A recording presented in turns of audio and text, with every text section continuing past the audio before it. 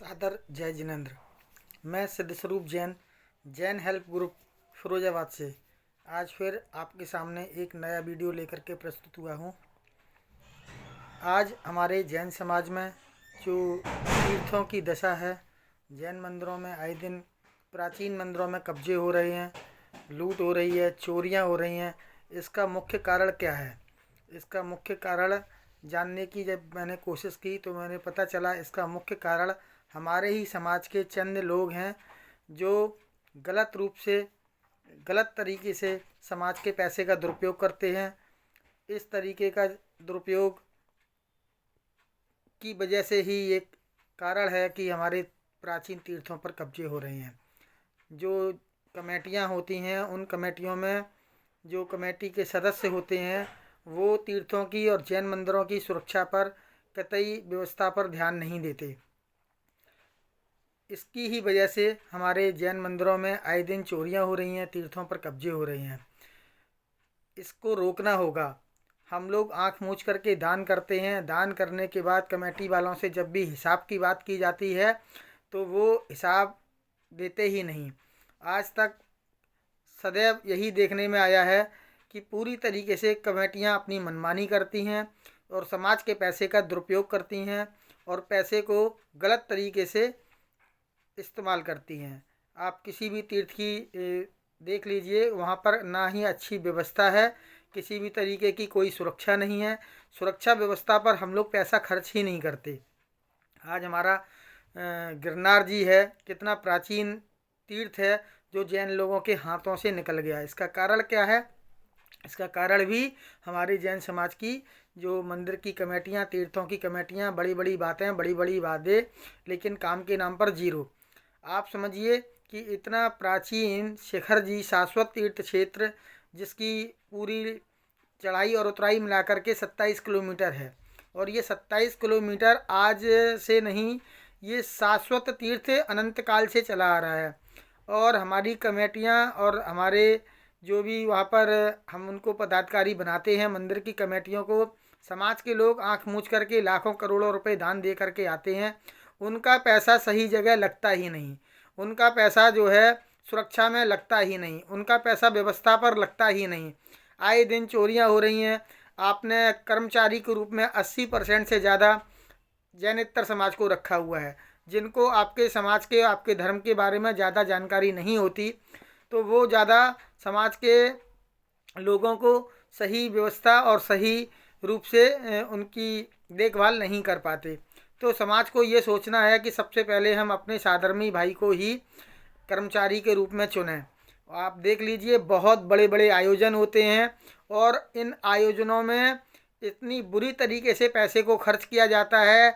इतना ज़बरदस्त टेंट लगाया जाएगा, नया नया टेंट, नई नई चकाचौंध से रोशनी, इस तरीके की लाखों हजारों नहीं करोड़ों रुपए इस तरीके से टेंटों में, और करोड़ों रुपए रोशनियों के ऊपर, बैंड बाजों के ऊपर, ये इस चीज़ों में खर्च हो रहे हैं। और खाना जो है जैन समाज का खाना, ये कैटरिंग का भोजन नहीं है, जैन समाज का खाना है सात्विक भोजन। सात्विक भोजन ही जैन समाज करता है और साधर्मी भाई करता है। आज हम इसको भूलते जा रहे हैं। आज अगर कोई साधर्मी वास्तविक अगर किसी तीर्थ स्थल पर पहुंचता है तो उसके खाने की कोई व्यवस्था तक नहीं होती।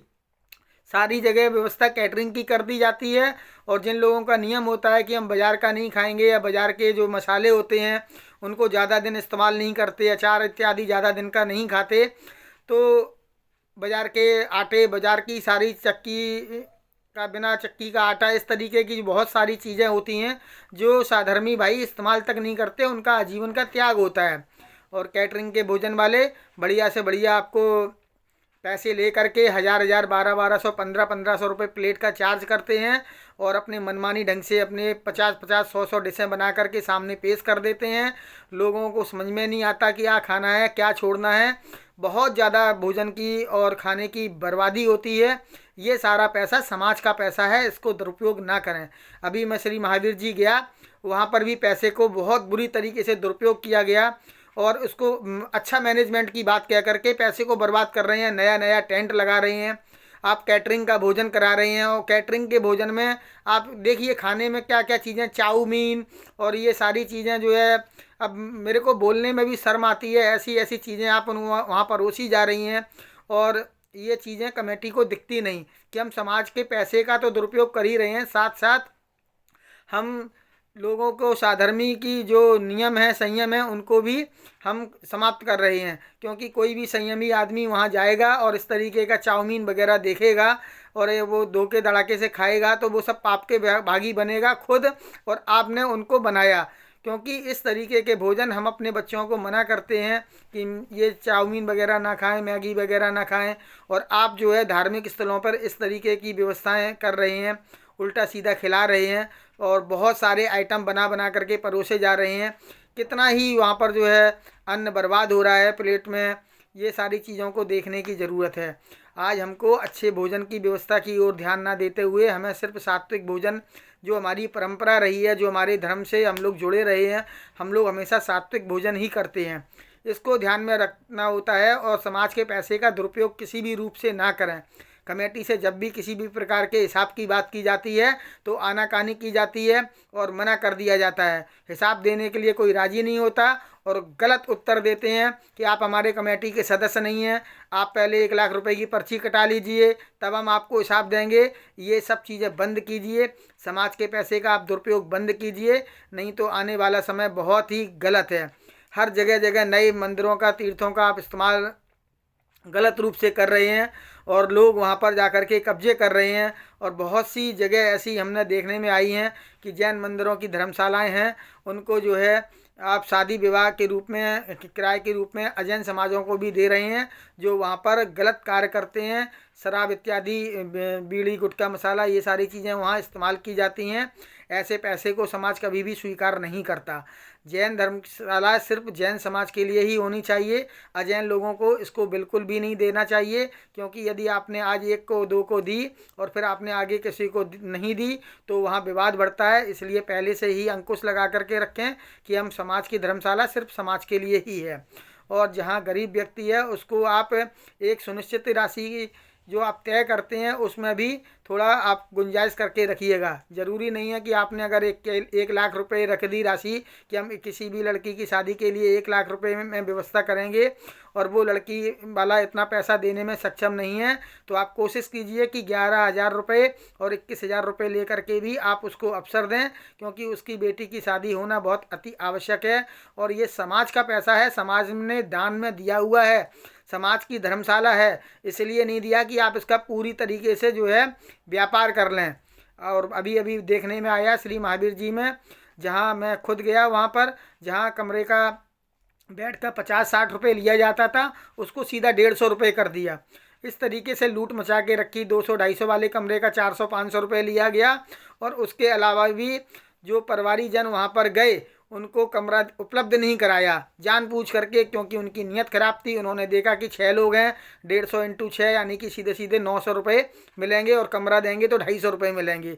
तो इस तरीके की मनमानी की गई, हर तरीके से लूट मचाई गई और पूरी तरीके से जो है गलत हो रहा है। कमेटियों को इस चीज़ पे विचार करना चाहिए, समाज को इस चीज़ पे विचार करना चाहिए। हमें ऐसे ही लोगों को चुन करके भेजें जो समाज के पैसे का दुरुपयोग ना करे, सदुपयोग करे और पूरा हिसाब रखे और हिसाब देने के लिए कभी भी संकोच ना करे। अरे आज की तारीख में डिजिटल ज़माना है, आज की तारीख में हर चीज़ ऑनलाइन हो चुकी है। आप कोई अगर नीयत साफ है तो आपको हिसाब देने में दिक्कत क्या है। अरे जितना भी पैसा कैश के रूप में आया, आपने चंदे के रूप में कमेटी में पर्ची काट करके उनको दिया, तो आप वो पर्ची की स्लिप क्या जोड़ लीजिए और जितना भी ऑनलाइन आया है, डिजिटल अकाउंट है, सारा कुछ करके 1 दिन के अंदर, 2 दिन के अंदर पूरा हिसाब बना करके समाज के अंदर आप प्रेषित कर दीजिए। समस्या क्या है, समाज का पैसा है। अगर इस तरीके का आप समाज में हिसाब देना शुरू कर देंगे तो समाज को भी लगेगा कि मेरे पैसे का दुरुपयोग नहीं हो रहा है, सदुपयोग हो रहा है।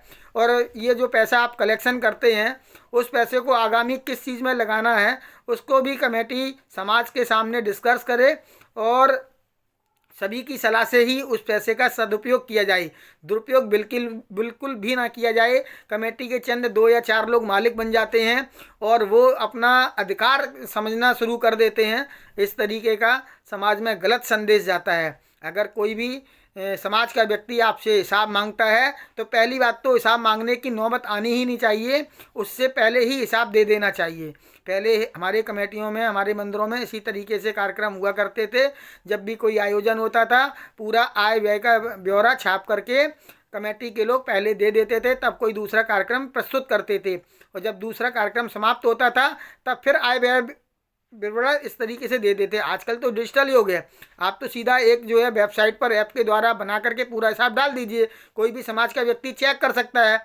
वो चेक कर सकता है कि मैंने 50,000 रुपये दिया, मेरा नाम वहाँ पर है या नहीं। अगर किसी भूलवश रह गया है तो वो कैसे चेक करेगा कि मेरा पैसा वहाँ समाज में पहुँचा या नहीं। बहुत सी जगह गलतियाँ होती हैं, कुछ लोग गलत तरीके से दुरुपयोग भी करते हैं। ऐसा भी सुनने में आया है कि लोग एक ही नंबर के दो दो पर्चे या कट्टे छपवा लेते हैं और उसका दुरुपयोग करते हैं। तो इस तरीके की अगर कहीं दुरुपयोग हो रहा है तो उसको सही रूप से कैसे पकड़ा जाएगा। तो अगर मान लीजिए सिद्ध स्वरूप जैन ने 11,000 रुपये दिया और उन्होंने मेरे को पर्ची काट के दे दी, और जब उन्होंने पूरा आय व्यय का विवरण दिया और उसमें मैं चेक करूंगा, मेरा नाम अगर है तब तो सही है, और अगर मेरा नाम नहीं है तो मैं कमेटी से ये बोल तो सकता हूँ, ये आपको अपनी स्लिप तो दिखा सकता हूँ कि सिद्ध स्वरूप जैन ने 11,000 रुपये दिया था, उसका लेखा जोखा इसमें क्यों नहीं छापा। तो जहाँ भी कमी होगी वो पकड़ में आएगी। तो आपको हिसाब देने में समस्या क्या है? आप इस तरीके की बात क्यों करते हैं कि हम कमेटी के पदाधिकारी को ही हिसाब देंगे? क्यों कमेटी के पदाधिकारी को हिसाब देंगे? आप प्रत्येक समाज के व्यक्ति से जब आप चंदा ले सकते हैं, सहयोग मांग सकते हैं, तो फिर केवल कमेटी के पदाधिकारी ही आपस में क्यों एक दूसरे को हिसाब देते फिरेंगे? समाज के सामने आप प्रस्तुत क्यों नहीं करना चाहते? आपको समाज का पैसा है, एक एक पैसे का हिसाब समाज के सामने रखना चाहिए, और आगामी आपकी पैसे, बचे हुए पैसे की क्या योजना है वो भी समाज के सामने पूरी तरीके से डिस्कस करने के बाद कि हमें इस योजना में, ये योजना में पैसे लगाने जा रहा हूँ, सही योजना है या नहीं। जब वो सभी लोगों की सहमति बने तब आप उस पर काम करें। सबसे ज़रूरी है आज हमारे मंदिरों की सुरक्षा का ही। अब आप देख लीजिए, कहीं पर कोई सुरक्षा के नाम पर कुछ है ही नहीं। आए दिन मंदिरों पर कब्जा हो रहे हैं। पैसे वाले लोग तो सिर्फ पैसे दे करके चले जाते हैं।